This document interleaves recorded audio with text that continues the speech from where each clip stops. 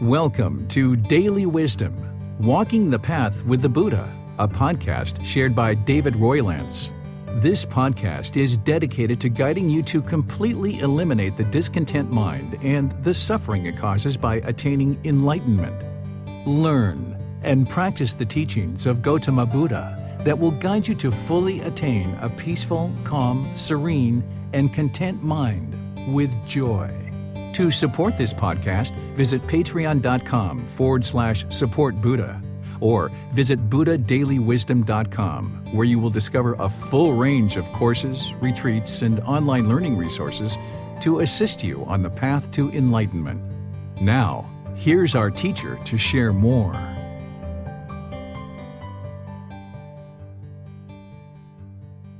Sawadee Kap. Hello and welcome to Daily Wisdom, Walking the Path with the Buddha. Today is our group learning program, and we're studying Volume 1, Chapter 8.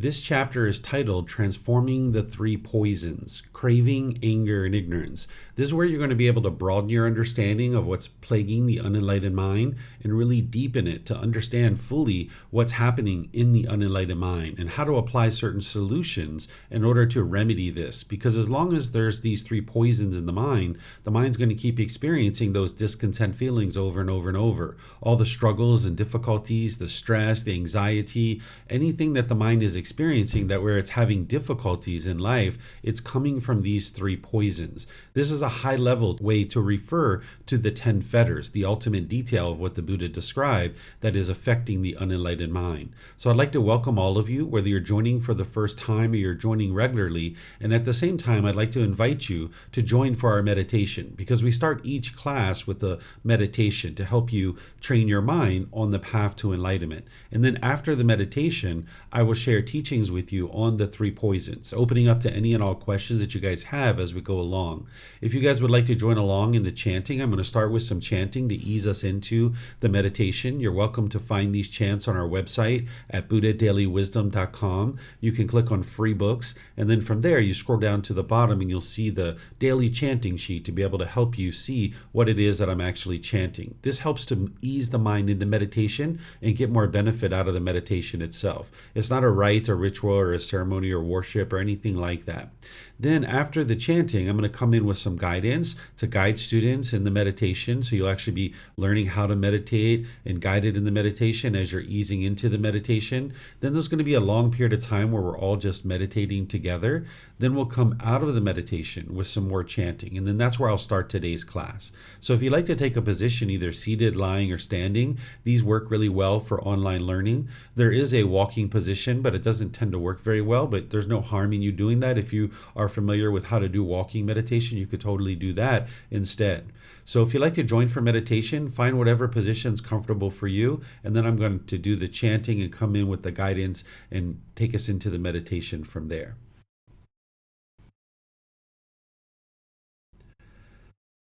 Arahang Samma Sambuddho Mahakawa Phutang Mahakavanhang Apivateyami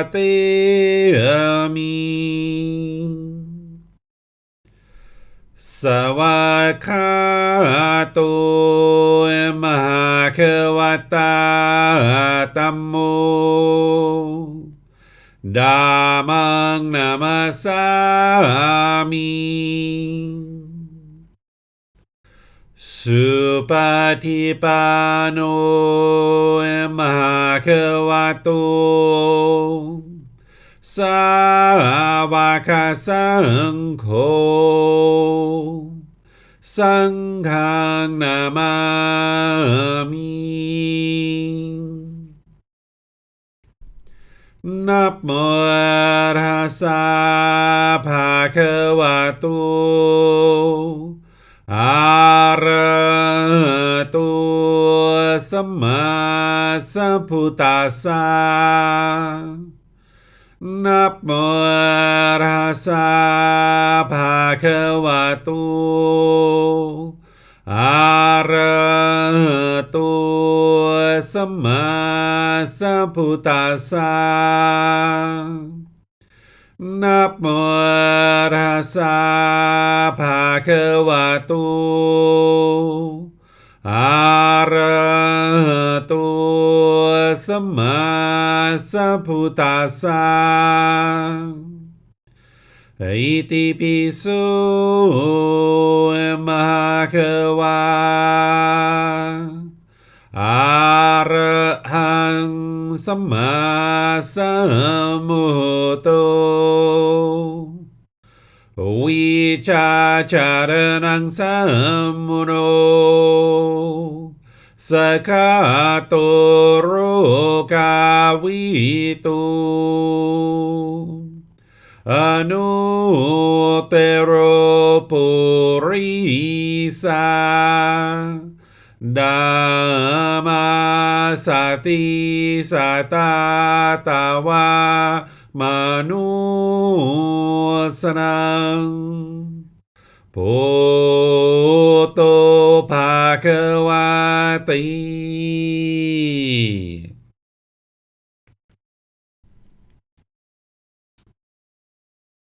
Okay, with the lower body and hands and arms comfortable, and the upper body erect, just close the eyes and start breathing in through the nose and out through the nose. Here you're just looking to establish the breath, a nice, natural, steady, consistent breath, not forced or controlled, just a gradual inhale through the nose, experiencing the full breath. And then, whenever you're ready, exhale out through the nose. Breathing in and out. Breathing in and out. Your breath may not match up with the guidance that I'm providing, and that's okay. This is your practice. I'm just here for guidance. You can use this voice as a reminder that whenever you get to the next inhale, breathe in gradually through the nose, developing a nice, natural, steady, consistent breath. And then, whenever you're ready, exhale out through the nose, experiencing the full breath. Breathing in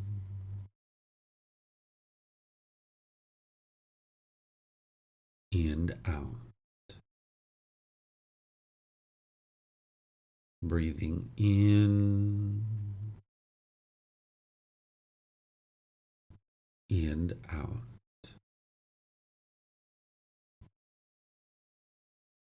With the breath well established, start fixating the mind on the breath, either the sound of the breath coming into the nose or the sensation of air moving over the skin into the nose. The breath is the present moment. Fixate the mind on the breath, the present moment. Breathing in and out. Breathing in and out. With the mind fixated on the breath, whenever you notice that it moves off the breath, cut that off, let it go, and come back to the breath, the present moment. No need to observe the thought, label it, judge it, analyze it, or even try to figure out where it's coming from. Whenever you notice that the mind is moved off the breath, cut that off, let it go, and come back to the breath, the present moment. Breathing in and out.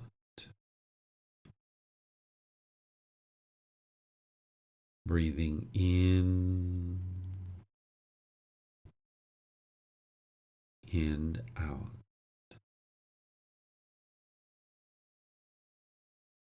I'm going to be quiet now and let you do this work of focusing on the breath, cutting off and letting go anytime the mind moves off the breath. You have nowhere to go. There's nothing to do. No one needs you right now. This is your time to focus on the breath. Breathing in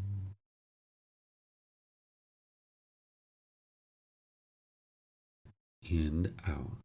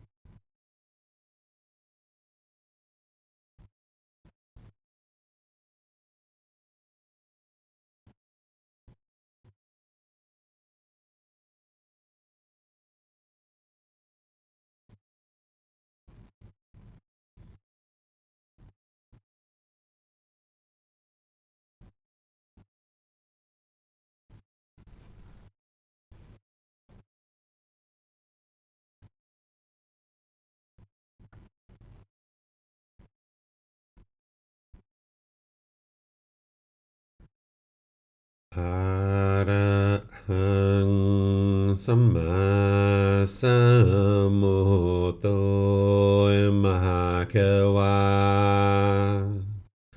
พุทธังมหาเขวันหังอภิวาเทมิสวากขาโตมหาเขวตาธัมโม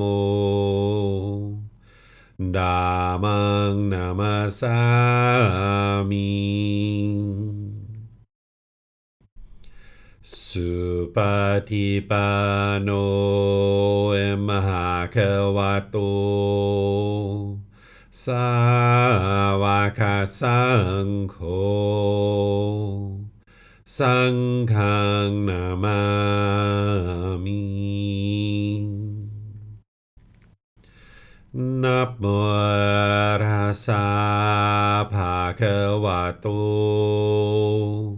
อะระหะโตสัมมาสัมพุทธัสสะนะโมตัสสะภะคะวะโตอะระหะโตสัมมาสัมพุทธัสสะนะโมตัสสะภะคะวะโตอะระหะโตสัมมาสัมพุทธัสสะอิติปิโสมหาเขวาอะระหังสัมมาสัมพุทโธวิชาจารนังสัมมุโนสคาโตโรกาวิตุอนุเตโรปุริสาดัมมาสติสตาตาวามนุสนังพุทโธภาควาติ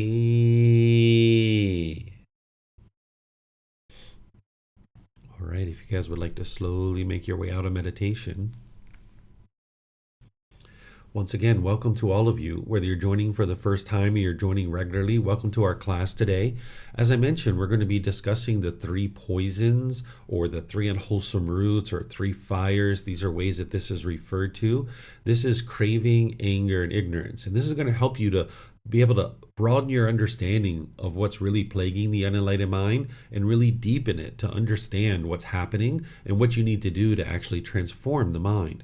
As we go in our class today, you're more than welcome to ask any and all questions that you like by just putting those into the comment section of Facebook, YouTube, or Zoom. Or in Zoom, you can raise your hand electronically, unmute your microphone, and ask your questions that way.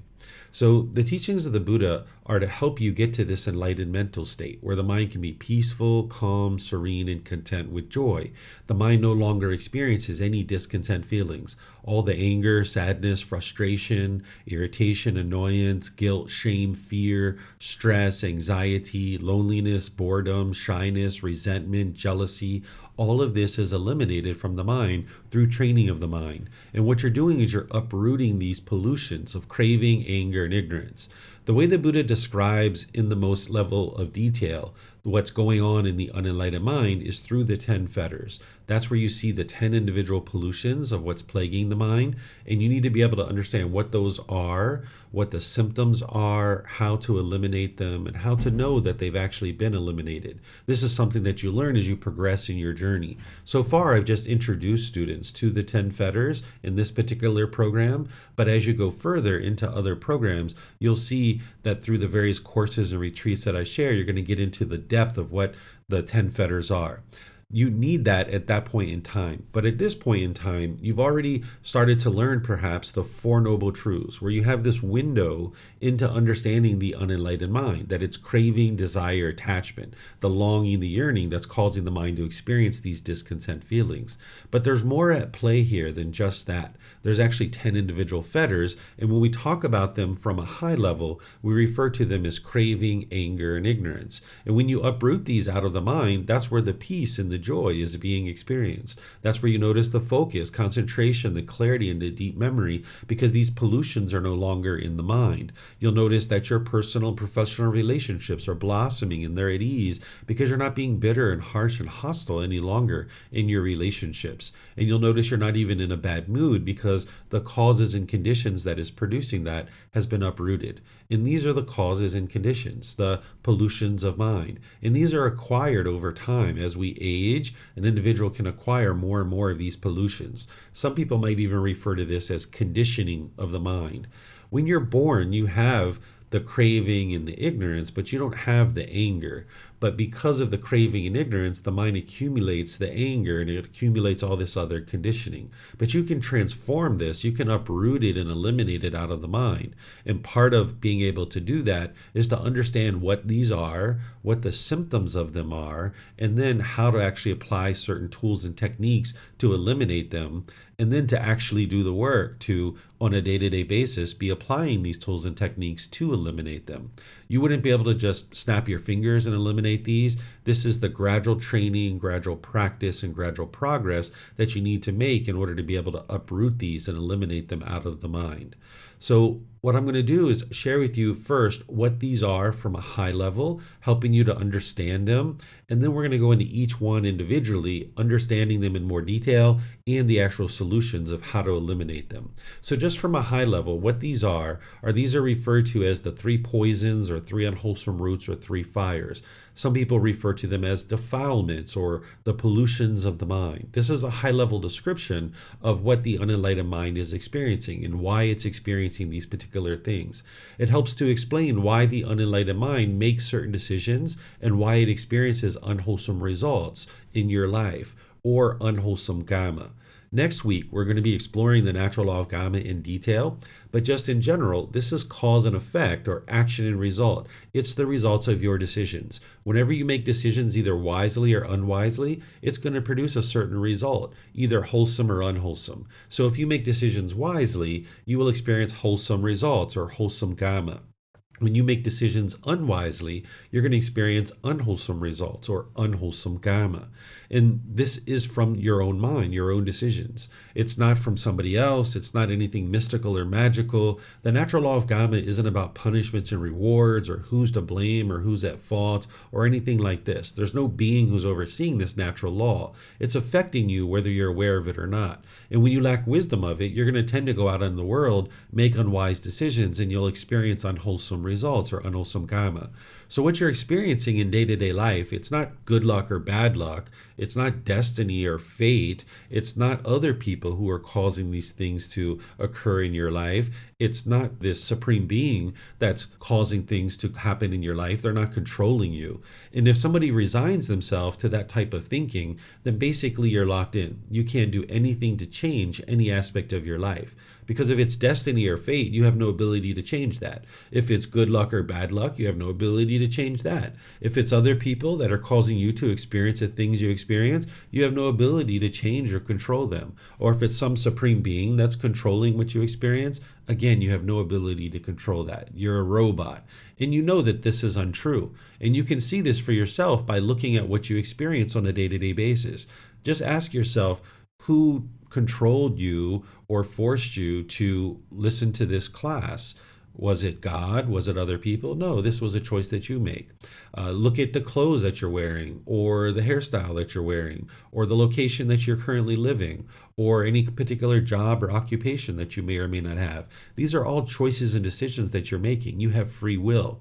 And when you make decisions through craving, anger, and ignorance, you're going to experience unwholesome results because these are the unwholesome roots. But when you uproot these out of the mind and you make decisions through the wholesome roots, you'll experience wholesome results. So slowly but surely, you're gradually decreasing your pollutions of mind, making less and less decisions through those until you ultimately eliminate them. And then you're gradually increasing the wholesome qualities in your mind and making more and more decisions through those. And ultimately, you get to a point where you're only experiencing wholesome results or wholesome dhamma in your day-to-day life. So these three poisons or three unwholesome roots provides a clear description of the problems in the unenlightened mind and how to eliminate those through applying the remedies or the antidotes to solve the problems, moving the mind to enlightenment. As I mentioned, it's the 10 fetters that explains these problems in detail so that you can understand them, but you need to understand them at this level too because it will help you. So the antidotes that you're going to learn about today, the remedies, these are referred to as the three wholesome roots. And when you make decisions through these, you'll experience wholesome results or wholesome dhamma. By the time you get to enlightenment, you're only experiencing wholesome results in your day-to-day life. So now just understanding these from a high level, and then we'll go into each one in detail, is these are referred to as craving, anger, and ignorance, or greed, hatred, and delusion. Craving is what you've been learning about in this group learning program so far. This is the craving, desire, attachment, the wants, the expectations, the longing, the yearning, wanting things to be a certain way, craving permanence. This is where the mind is thinking the next new shiny object waiting around the corner is going to provide some lasting satisfaction. So it chases after it, and it chases and it chases. It's like an unquenchable thirst. The mind just wants these external things to provide lasting satisfaction, so it chases after them. And when the mind gets what it wants, it gets those pleasant feelings, the happiness, excitement, elation, thrill, exhilaration, euphoria.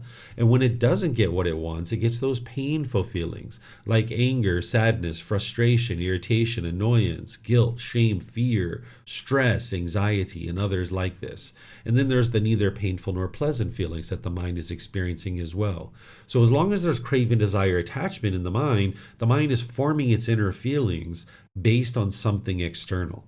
And if the mind gets what it wants, it gets happy. And if it doesn't get what it wants, it gets those painful feelings. The mind is craving permanence in this situation. It's craving for the sun to be permanent. It's craving for relationships to be permanent. It's maybe craving for your bank account to be permanent. There's all these cravings that the mind has.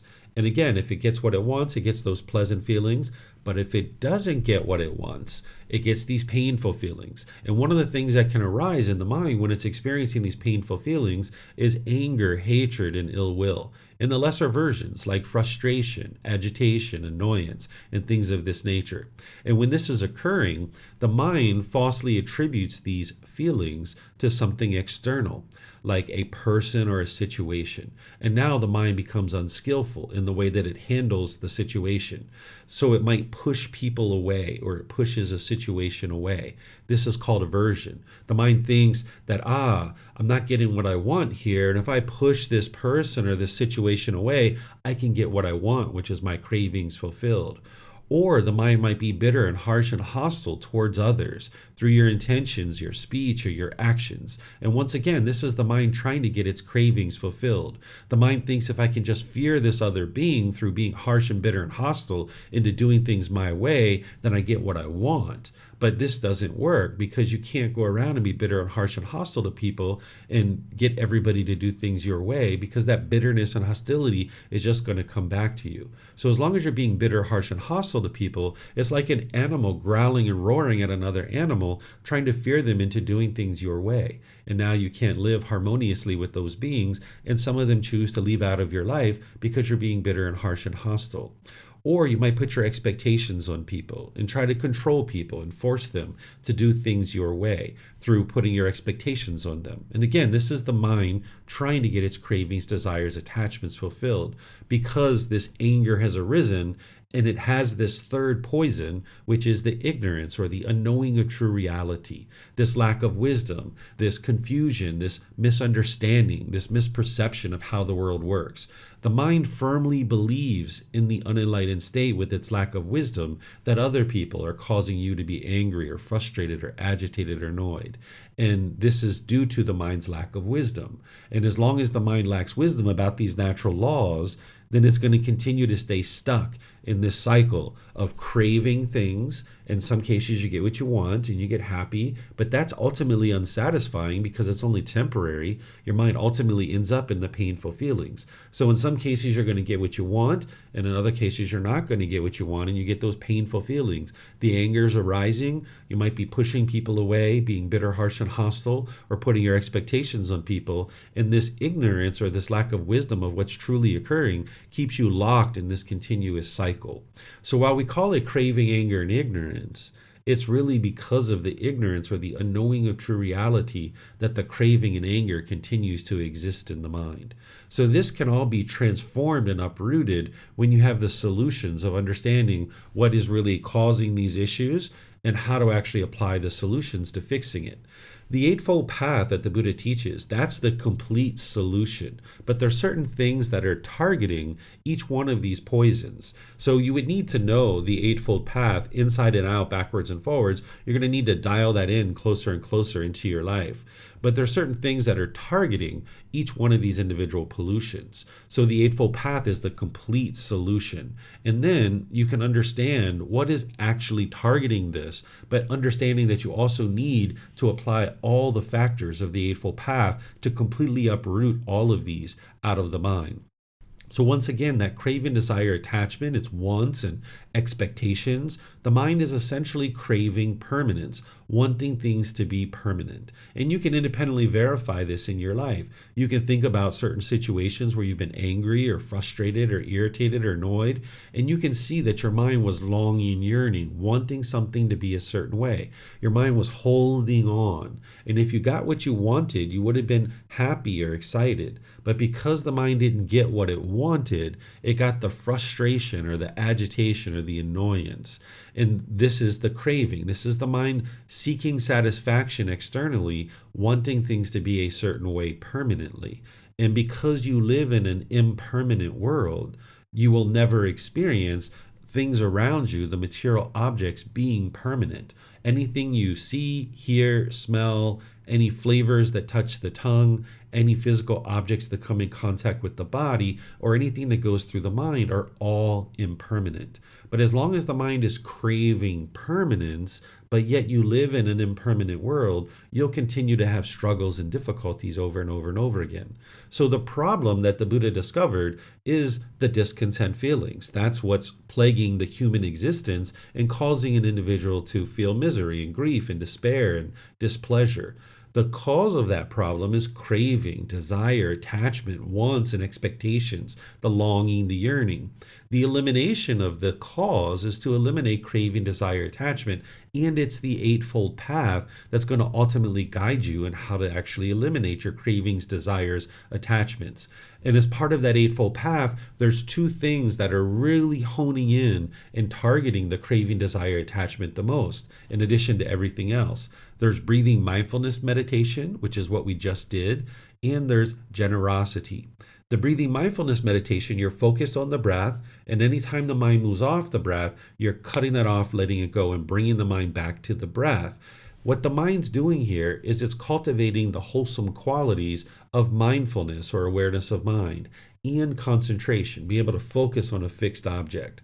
And when the mind moves off the breath, you're training the mind to eliminate its cravings, desires, attachments by letting go, letting go, letting go.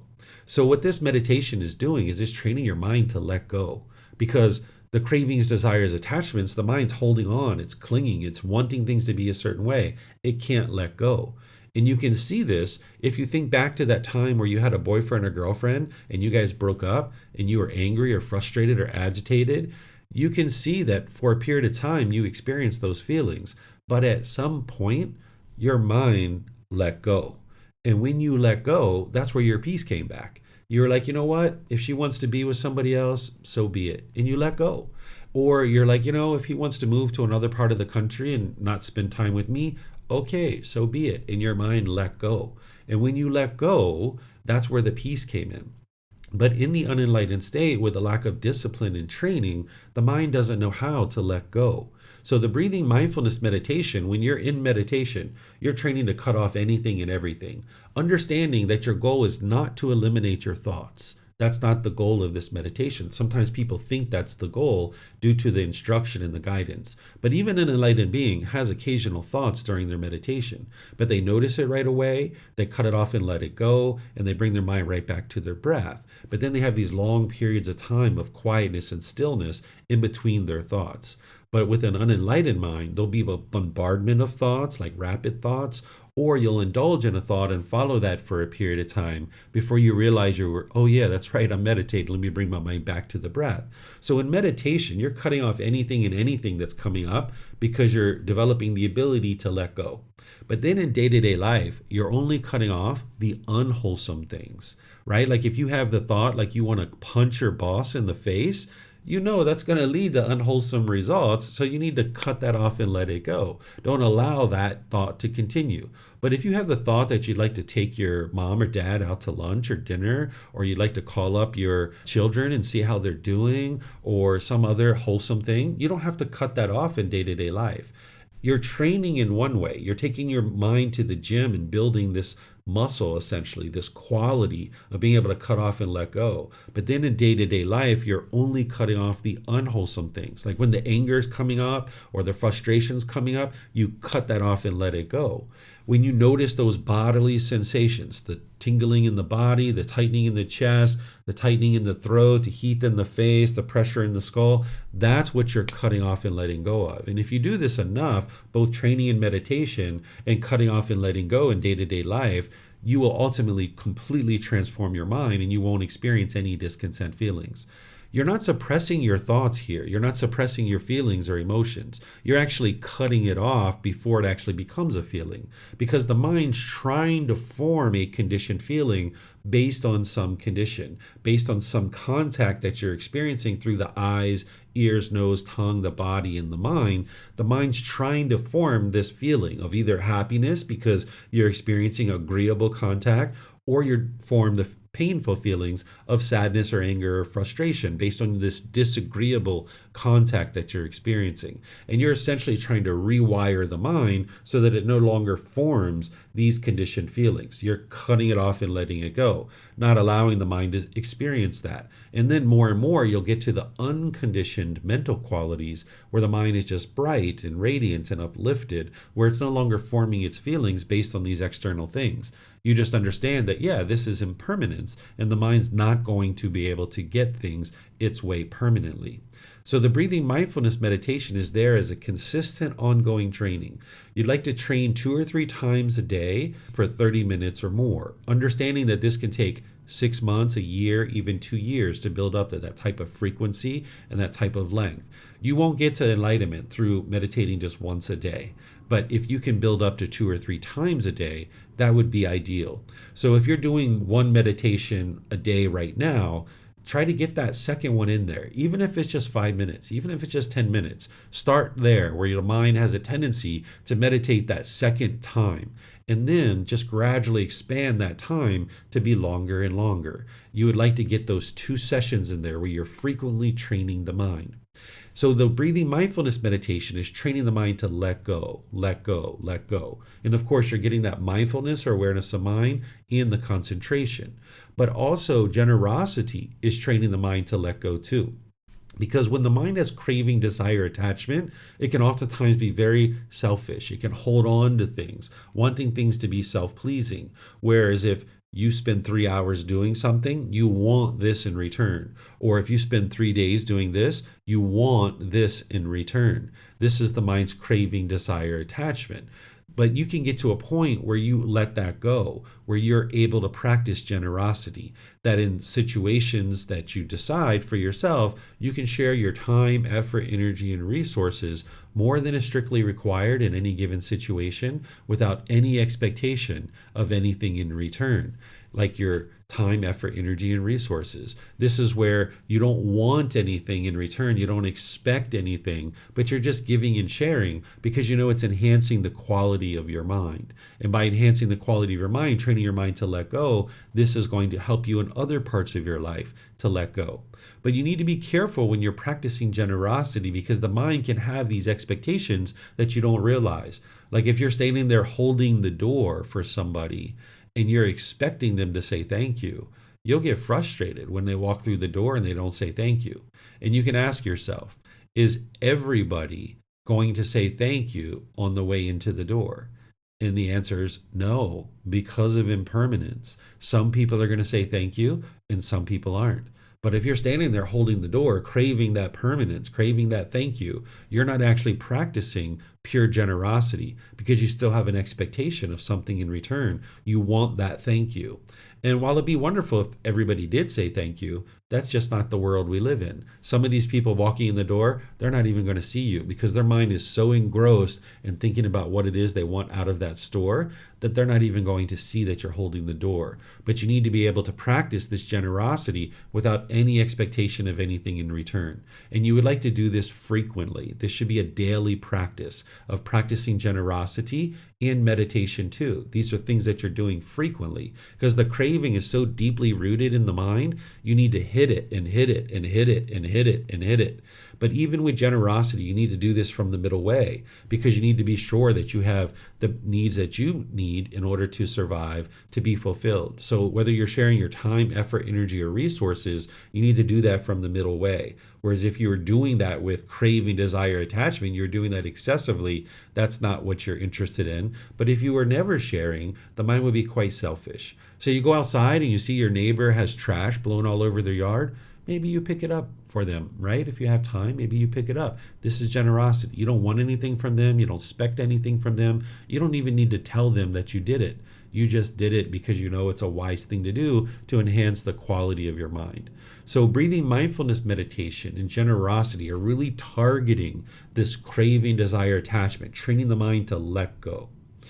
Let me know if you guys have questions here. You can put that into Facebook, YouTube, or Zoom in the comment section, or you can raise your hand in Zoom and ask any and all questions that you like.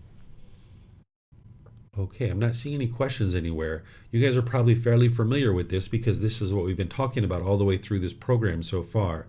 But now we're going to move into talking about some other things that we haven't necessarily discussed in much detail. Because when the mind has craving and it gets what it wants, it gets those pleasant feelings. But when it's not getting what it wants, it can get those painful feelings. And one of the things that can occur is the mind can experience this arising of anger, hatred, and ill will. And all those lesser versions like frustration, agitation, annoyance, and so forth. This is where the mind can become bitter and harsh and hostile. It can have aggression and resentment towards other beings.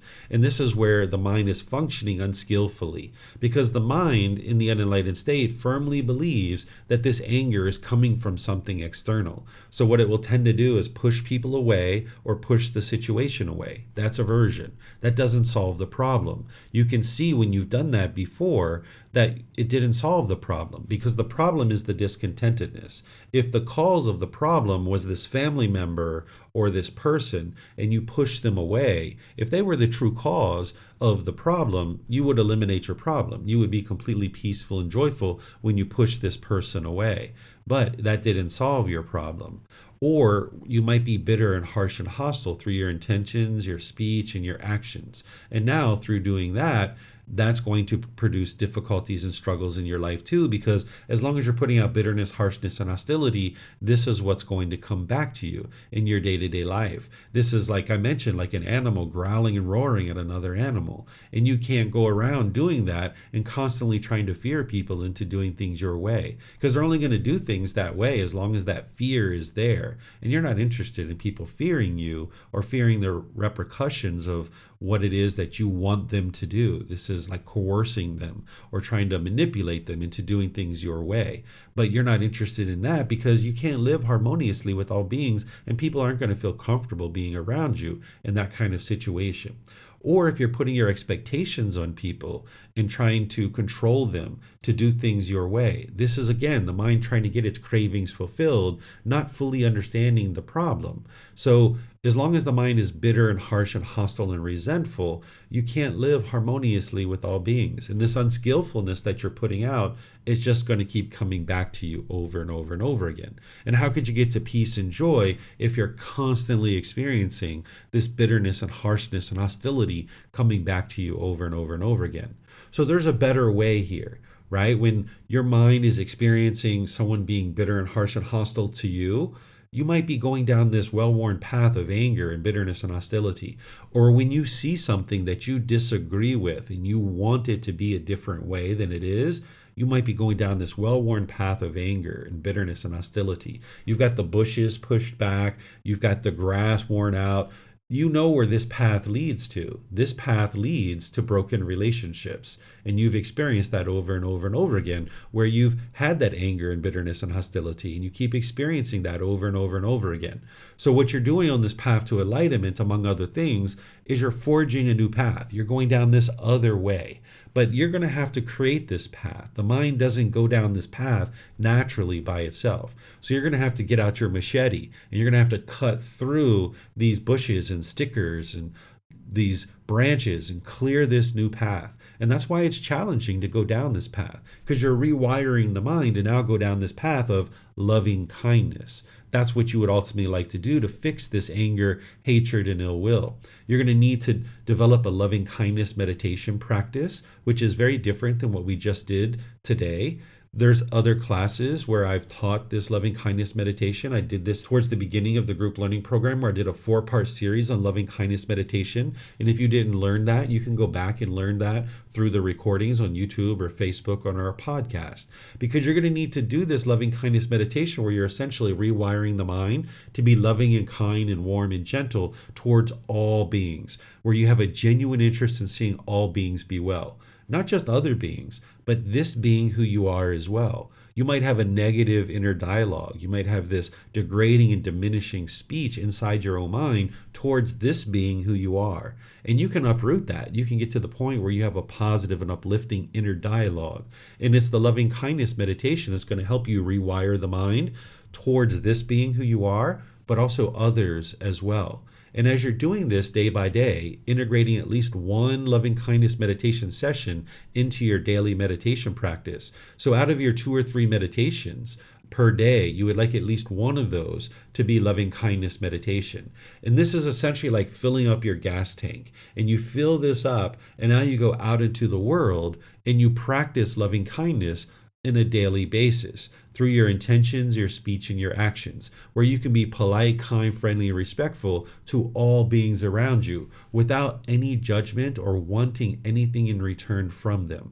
Just understanding that it's wise for you to be loving and kind and warm and gentle. Even if other people are being different than that, you can go out into the world and be loving and kind. But you need this loving kindness meditation to really fill up the mind with loving kindness to make it easier for you to go out into the world and be loving and kind. And that's you taking out your machete and clearing this new path. And more as you clear this new path, it will become easier and easier. Initially, it's quite challenging. But as you get down this path more and more, and you get it more cleared, it's easier and easier for you to walk down this path. This old path that you're not going down anymore, this anger and hatred and ill will, that gets overgrown. The bushes and the stickers and the grass and all that comes back, and your mind doesn't even look down that path anymore, because you know that you can't go down that path because the mind has been rewired. So now you go down this path of loving kindness more and more and more. So in situations where in the past you've been angry and bitter and hostile and harsh, you're going to have to do something different. In order to experience something new and improved, this better way of life, you're going to need to do something different. And I can give you an example from my life, that when I was growing up in life, I had a lot of bitterness and harshness and hostility toward my mom because of things that were happening during my childhood. And when me and mom were together, it was only a matter of time before the fireworks went off. And I would go down this well-worn path of anger and bitterness and hostility. If mom picked up the rubber ball of anger and hatred and threw it around the room, I would pick it up and throw it around the room, and she would pick it up and throw it around the room. And next thing you know, we got all these rubber balls of anger and hatred bouncing around the room. And this doesn't work. I really wanted mom to change. I kept wanting and wanting and wanting mom to change, and it never happened. So I became wiser, and I decided that I needed to focus on my own mind and transforming my own mind. And that's when I started doing loving kindness meditation and started practicing loving kindness in day-to-day life towards mom and towards all other beings. And I was gradually wearing away this anger, hatred, and ill will. And I didn't know each day how much I was wearing away. But when it was completely gone, I knew that because it was 6 months, a year, 2 years that I wasn't angry and bitter and harsh. I didn't have a harsh word towards mom. Where in the past, when we'd be talking on the phone and she would say something judgmental or bitter or harsh or angry, I would be that same way back with her. But now I started doing something different. When she was being bitter and harsh and hostile, I would say things like, Mom, I know that I've been angry and frustrated with you in the past, and I've said things that are unwise, but I'm choosing not to do that anymore. I'm going to get off the phone and let you think about what it is that you just said, and then we'll talk another time, Mom. I love you. Bye-bye.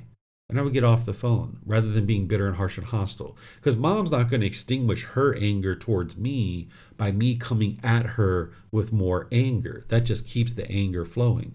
So in this case, I was loving and kind. And then there'd be another time, like I'd be away from her for 2 months or 6 months, wouldn't call her or something like that. And then eventually I would call her. We'd be talking for a few months. And then at some point she'd be bitter and harsh and hostile. And I would say, Mom, I prioritize this relationship more than being bitter and harsh and hostile to you. And I apologize for the times that I did that in the past, but I'm choosing not to do that anymore. And I'm going to get off the phone and let you think about what it is that you just said. I love you, Mom. We'll talk another time. Bye-bye. Right? So I met her anger and bitterness with love and kindness. And more, she started transforming her mind because she was interested in talking with her son. And what she realized is every time she was bitter and harsh and hostile, her son got off the phone. I just walked away. Right? And this is what you can do in your relationships too, whether it's physically or whether it's on the phone or text messages or things like this. You can transform your mind and transform your life as long as you're in relationships where you're wanting other people to change, but yet you're not doing the work yourself. You're not going to be able to transform your relationships. So it's kind of like a log jam that me and mom had. And I had to pull out the log of anger and the log of hatred and the resentment so things could flow in our life better. And this is what produced the results. And when you're practicing loving kindness meditation and you're practicing loving kindness in day-to-day life, you're not going to know each day how much the bitterness and anger and hatred has been worn away. But when it's completely gone, you're going to know that. The Buddha gives a great analogy on this. He talks about a digging tool that has a wooden handle. And if you're digging with this wooden handled tool, each day you're wearing away the wood on the handle, but you don't know how much. But when it's completely gone and you need to replace this handle, you're going to know that. And the same thing is true with this anger, hatred, and ill will. You need to be committed and have confidence to practicing the loving kindness meditation and practicing loving kindness through your intention, speech, and actions. And each day you're going to be wearing away anger, hatred, and ill will and all those lesser versions. You're not going to know how much, but when it's completely gone, like when it was gone in my relationship with my mom, I knew that because I could see how long it had been that there was no bitterness or hostility coming up in that relationship. So in order to clean up your relationships, using this loving kindness meditation and this loving kindness to get rid of this anger, hatred, and ill will, there's certain relationships that you have right now that you're not committed to, and you're maybe being harsh and bitter and hostile, and so is the other person. And it's better to just let go. Just better to move on from those relationships. That's one way to clean this up. Is just let go of the relationship and move on. There's another type of relationships that you have that maybe there's challenges and difficulties in those relationships, but you're more committed to them and you're willing to do the work on your own mind. And as you do that, maybe you need to put the relationship on pause and step away for a little bit. But now you come back into the relationship and now you're being loving and kind and warm and gentle. And this is a relationship that you're more committed to. Maybe like your parents, your siblings, your life partners, your children, people like this. These are relationships that you can clean up by first focusing on cleaning up your own mind. And then there's a third category of relationships, which are brand new people that you've never even met before. You don't even know what their names are right now. But by you training your mind like this, and ultimately when you meet those people in the future, you're only going to be loving and kind to those individuals. And now that's all you'll experience in those relationships. So this is how you clean up your relationships and you clean up your life to get to the point where all your relationships are harmonious. Some relationships you let go of and you just move on. You don't need to go to the person and tell them what you're doing. You just choose to gradually move on. Then the second type of relationship are relationships you're more committed to, and you're going to step away, train your own mind, and then maybe be involved in that relationship so that you can now function in a better way through loving kindness. And then there's that third category of relationship where they're brand new people you haven't even met yet, and you'll only ever be loving and kind in those relationships. And that's what you'll experience coming back to you. So this anger, hatred, and ill will, you're not born with this.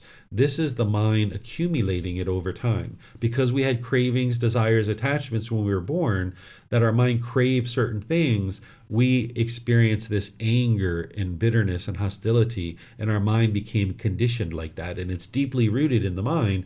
And the meditation of loving kindness is like a jackhammer going in there and jackhammering this up.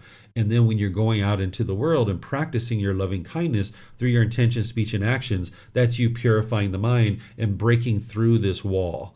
Because when you push people aside or you're bitter, harsh, and hostile with them or something like this, it's almost like you erect a wall between you and this person. And you don't necessarily have to go back to these people and change anything, but you're going to need to break down these walls where you don't have the anger and bitterness and hostility towards other beings. So the loving kindness meditation and practicing loving kindness is like a jackhammer that's going in there and jackhammering this up. But you still need the right view, right intention, right speech, right action, and all these other teachings on the Eightfold Path to be able to help you. But this is what's really targeting your anger, your hatred, and your ill will.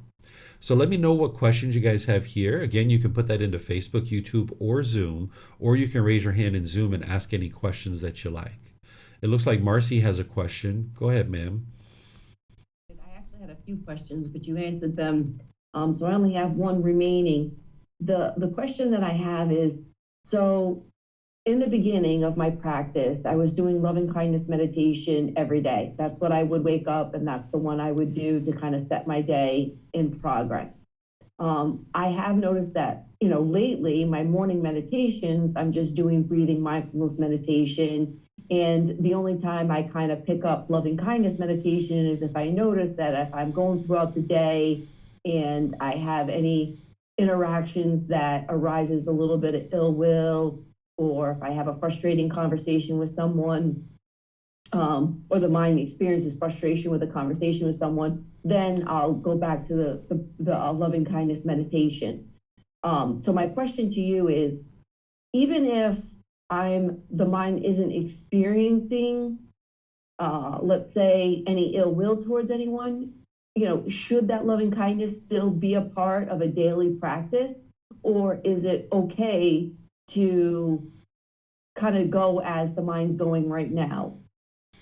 If I were you, what I would do, and this is for everyone else too, is out of your 2 or 3 meditation sessions, make the morning meditation loving kindness like you used to do, because then you can go out into the world filled up with your gas tank with loving kindness. So now when you go out, it'll be much easier for you to be loving and kind in these relationships.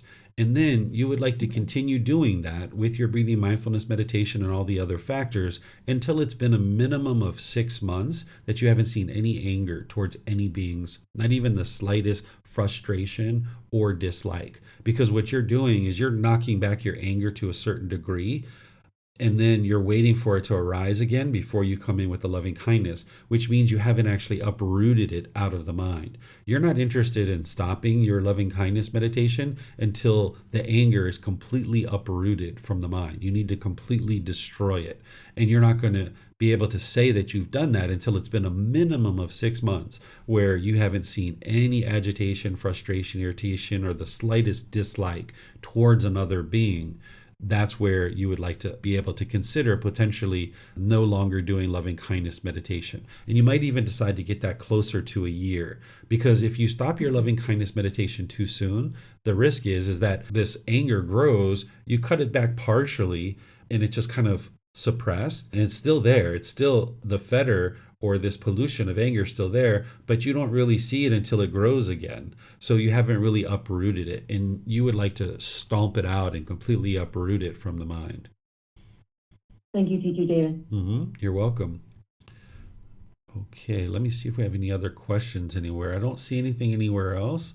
So now we'll go to the third poison, which is the whole reason why these other two even exist. If it wasn't for this third poison, the other two wouldn't even exist. So when the mind's craving and it's getting what it wants, it gets that happiness. When it doesn't get what it wants, it gets the painful feelings like anger, hatred, ill will, and others. And now when this anger is coming up, the mind's pushing away, being bitter, harsh, and hostile, putting its expectations on people. Well, the whole reason why this is actually occurring is because of the lack of wisdom. Some people refer to this as ignorance, but this is a derogatory word. A better way to think about it is the unknowing of true reality, the lack of wisdom, the misunderstanding, the misperception, the confusion in the mind, that the mind lacks wisdom, that it doesn't understand the natural laws of existence. And because it is unknowing of these natural laws of existence, it continues to crave and it continues to have ignorance.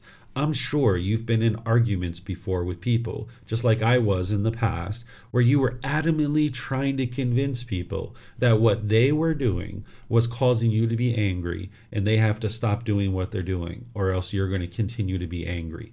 We might have fought to death almost in these situations. It's like an animal, right? The unenlightened mind is almost like an animal. It's like fighting to death with this person to try to convince them that they are wrong and you are right and they need to stop doing what they're doing. This is the mind being bitter, harsh, and hostile and putting its expectations on others.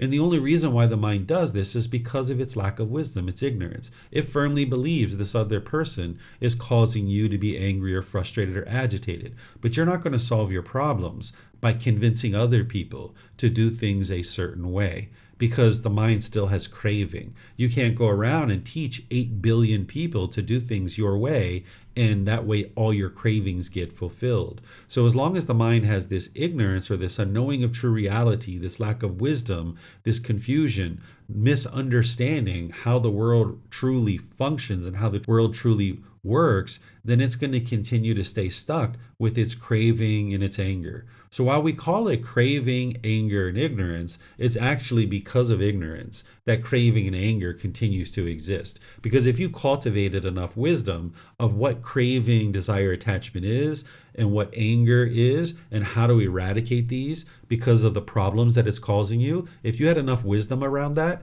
you would have eradicated craving and anger. If you would be able to see exactly what craving is and the problems that it's causing in your life, and you cultivate the wisdom of how to eradicate it, you would have actually already done that by now. But because the mind is still experiencing discontentedness, there's a certain degree of ignorance or unknowing of true reality. This wisdom that we're talking about cultivating through the investigation of learning, reflecting, and practicing the teachings, there's a certain intellectual aspect to it, and there's intellectual learning. But to get to wisdom, it's not just the intellectual learning. You need to also reflect, to independently verify, and you need to practice. So even if you intellectually know something, but you're not practicing it, there's still ignorance or unknowing of true reality there in the mind. This is how we know when somebody's actually enlightened, because we can see through their practice and the way that they interact in the world. So if you think back to when we were maybe younger, that we might have known that it's unwise to use drugs and alcohol. Intellectually, we know that that was an unwise thing for us to do. But because of our ignorance, we still did it. Right? Because we had these cravings, desires, attachments in the mind. We were chasing those pleasant feelings. And because of our ignorance, not realizing the harm that we were causing, we still chose to do it. So intellectually, you can understand something, but you're not practicing it. That's because the ignorance is still there. So the ignorance or the unknowing of true reality gets eradicated through the cultivation of wisdom. And wisdom gets cultivated through learning, reflecting, and practicing. As you're practicing, that's where your mind fully comes into the wisdom because you've examined and investigated the teachings. Intellectually, you can see that they're true. And then you've reflected on your past experiences and the experiences of people around you. And you're like, oh, yeah, this looks really true. But now when you start practicing it and you're making decisions in line with how the Buddha taught these teachings, now you can start building this life practice for yourself. And more you're getting rid of this pollution of ignorance because you're becoming wiser and wiser of how to function in the world. It's like evolving to a better and better human being. Just like a lizard or a snake evolves throughout time, human beings can do the same exact thing. We don't have to resort to craving and anger. We don't have to keep experiencing discontentedness over and over and over again. We can evolve to becoming a better and better human being, moving to this higher consciousness where we no longer have these pollutions and we have uprooted them, and now we can eliminate the discontent feelings. But as long as there's a lack of wisdom in the mind, you won't know how to do that. So that's why you come to classes, that's why you read books, that's why you seek guidance from your teacher and all these other things. You're looking to cultivate wisdom, but you're always maintaining this as your own independent practice. You are on your own journey to enlightenment. Your teacher is providing the resources and the guidance like a tour guide, but you're the one who's doing the work, and you're stepping forward to be able to cultivate that wisdom through learning, reflecting, and practicing. And this is why you've been taught from the very beginning to never believe anything that I say. Don't believe anything that I write in books. Don't believe anything that anybody else says. Because with belief, you don't know what's true or false. You're just believing it because either other people convinced you to believe it or you convinced yourself to believe it. So these teachings aren't about believing a bunch of things and then hoping something good happens when you die. Instead, you need to cultivate wisdom now in this life through learning now, reflecting now, and practicing now. And then you'll see the results now in this life. And that's through the eradication of ignorance. So it's because of the ignorance that the craving and anger continues to exist and the mind just stays stuck in this continuous cycle. But by you coming to classes, by you reading books, by you learning, reflecting, and practicing, you cultivate more and more wisdom. And now through this gradual training, gradual practice, and gradual progress, you're transforming the mind and moving it closer and closer to the wisdom of how to actually eliminate the craving and anger. So it's things like the three universal truths, the four noble truths, the eightfold path, the five precepts, the Brahma Viharas, which are four healthy mental states that need to be cultivated in the mind, the natural law of Dhamma, the 7 factors of enlightenment, extensive meditation training, and eliminating the 10 fetters that are the core central teachings that you're focused on, and you're cultivating wisdom about those things. These are all things that I'm teaching in this particular program, and you're going to need to revisit those more than one time. But as you do, you're acquiring more and more and more wisdom about how the world actually functions and how your mind actually functions. And now with that wisdom, you can put into practice wise decision making that leads to more and more wholesome results. And you'll see in situations where you were once angry and bitter and harsh that the mind's not doing that anymore. Where you were once frustrated and agitated or annoyed, you can see that your mind's not doing that anymore because you're arising more and more wisdom. You're getting rid of more and more of your cravings, and therefore you're getting rid of more and more of the anger and the hostility or the bitterness or even the annoyment or the frustration. So this is the 3 poisons, and this ignorance is kind of like the dirtiest one of all of them. This is the one that's keeping everything stuck.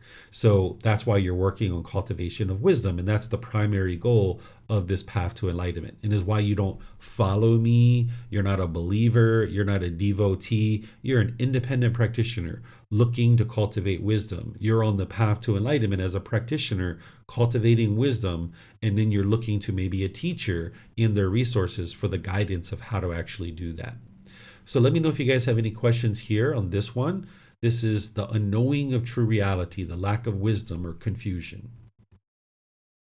Okay, I'm not seeing any questions here on this one. So now just to summarize what we've discussed today before I end the class, we've discussed the 3 poisons, the 3 unwholesome roots, or the 3 fires. This is craving, anger, and ignorance, or that unknowing of true reality. But you're going to see the other ways that people refer to this. Greed, hatred, and delusion is one of those ways. Desire, ill will, or confusion is a way that you might see people referring to this. This is referring to those unwholesome qualities of mind that are motivating all unskillful conduct. And now when you put out that unskillful conduct, this all comes back to you. So you would like to eradicate these three unwholesome roots from the mind. And what you're doing is you're bringing in the antidotes to these poisons, or you're uprooting the three unwholesome roots and you're bringing in the three wholesome roots.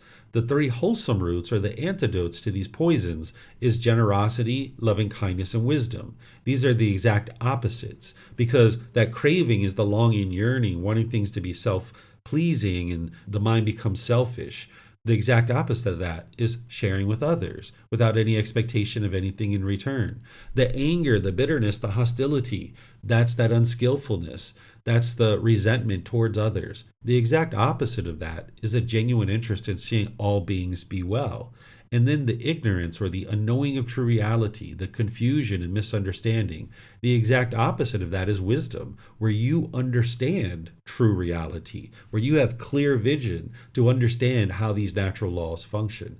And when you acquire that wisdom, you start functioning through it, where day to day you're making decisions through this wisdom. That's where you're uprooting the ignorance out of the mind. So it's through eliminating and eradicating the three unwholesome roots and choosing to make decisions through the three wholesome roots that you'll eliminate 100% of your discontentedness and all the suffering. The mind will essentially move to enlightenment. So you're gradually bringing down your craving, your anger, and your ignorance, and gradually increasing your generosity, loving kindness, and wisdom in all the various relationships that you have. So this is the three poisons, or the three unwholesome roots, or the three fires. And what I'm going to do to just close out class is just thank all of you guys for joining. Thank you for being interested to learn and practice the teachings of the Buddha, because as you're gradually learning these and you're implementing them into your life more and more, you're going to see continuous improvement and continuous change in your day-to-day life. So thank you. I really admire people who choose to do this inner work, because early on, it's really easy to go to a building, do a bunch of rites and rituals and ceremonies and worship, and you might feel good for, a couple hours when you come out of there. But then life is really hard because you didn't learn any wisdom to actually figure out how to make better and better decisions in your life. So while it might be easy for that hour or so, when you leave later, the whole rest of your life is very difficult and very challenging.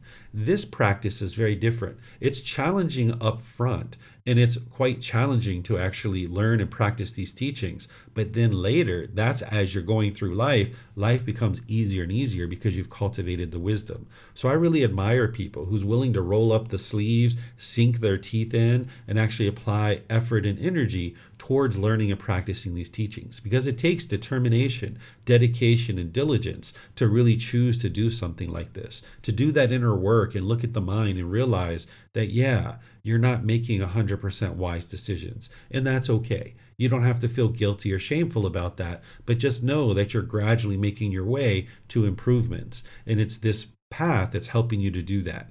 But as long as these three poisons are in the mind, you won't be able to do that. So that's why transforming the mind of these three poisons is so important. So next week in our class, I'm going to be in chapter 9 of our book, Developing a Life Practice, The Path That Leads to Enlightenment. In chapter 9, this is titled, What is Dhamma and How Does It Affect Me? All the way through the program, we've been talking about the natural law of Dhamma in one way or another, but now I'm going to dive into it in detail, and we're going to look at the intricacies of this natural law, because what you're actually doing on this path is you're working to extinguish all your unwholesome karma and get to the point where you're only experiencing wholesome karma in your day-to-day life. And by going in and talking about it in detail next week, you'll be able to learn how to do that. So you can read the book before or after class. It's helpful to do that, and then learn in the class as well. And then on Wednesday, it's the first class where we're now going to start rotating. One class we're going to do breathing mindfulness meditation, and then the following class on Wednesday we're going to be doing loving kindness meditation. And then I'll open up to any and all questions that you guys have. So now for the rest of the group learning program, I'm going to be rotating between breathing mindfulness meditation and loving kindness. Breathing mindfulness and loving kindness each Wednesday. And then I open up to any and all questions that you guys might have related to the teachings or any challenges or struggles that you're having. And then this weekend, a week from today, on Sunday, I'm going to be starting a retreat here in Chiang Mai that's going to be live streamed. You can attend here in Chiang Mai, or you can attend through the live stream.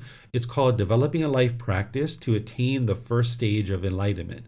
in this particular retreat, I'm going to be teaching everything that you need in order to be able to get to the first stage of enlightenment. The first 2.5 days of the retreat is essentially what you've been learning in the group learning program already. So that could be a good refresher for you. But the last 2.5 days or 3 days is all brand new stuff that I only teach once a year, and you haven't actually learned those things yet. So if you would like to attend either live or you would like to watch the recordings, those are going to be available as I'm teaching them. The retreat starts on Sunday at 3 p.m. Thai time, so that could be very early for you and you might not be able to watch that particular session, but it's going to be recorded on our YouTube channel and in Facebook, so you could actually attend that way.